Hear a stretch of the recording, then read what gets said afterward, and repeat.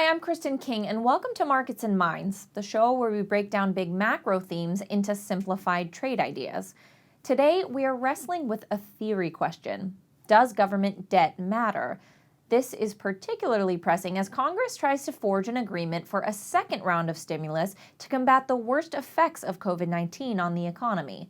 If that stimulus package is agreed upon, it's likely to run to a figure near $2 trillion, which is a staggering sum of money, and one that equates to $6,000 for every man, woman, and child in the country. It would also add considerably to a national debt pile that currently stands at around $27 trillion. While COVID-19 is at large, however, politicians are mostly happy to pump money into the economy to try to stave off a larger economic downturn. The aim is to support industries that have been hardest hit and to offset the worst effects of mass unemployment. However, once the pandemic is under control, we might expect attention on Capitol Hill to turn to how exactly these gigantic debts will be repaid. But for some, that isn't a question that needs to be asked. The proponents of modern monetary theory, or MMT, argue that high levels of debt are no longer an issue for governments. Firstly, because, in an era of low interest rates, as long as GDP growth is greater than the rate of interest being charged on those debts, then they can effectively be financed through cash flow, if indeed they need to be financed at all. In Europe and Japan, where interest rates have gone negative, governments are actually being paid to borrow money by bond investors. The Federal Reserve has kept U.S. interest rates in positive territory so far, but that may have to change in the future. However, negative interest rates are not the only tool that MMT enthusiasts point to. They also contend that governments can simply pay down debt by printing money in a process known as monetization.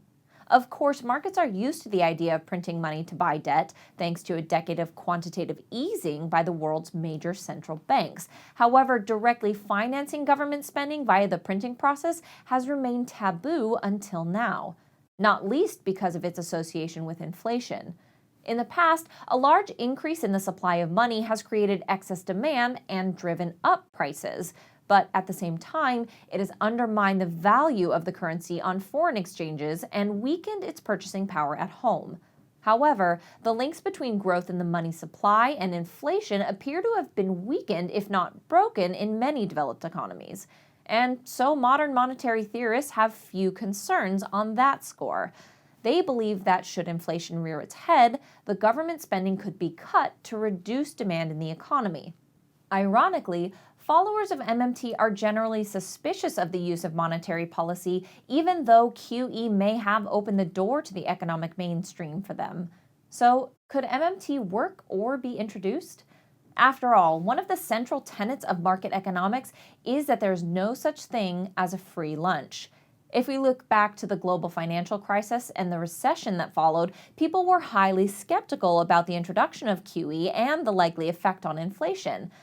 But in the decade that followed, QE became part of the fabric of the global financial markets, as did negative interest rates, which had only previously been part of economic thought experiments. The Federal Reserve has already said publicly that it has reached the limits of what it can achieve using the tools it has available to it and has called for increased fiscal stimulus to encourage growth.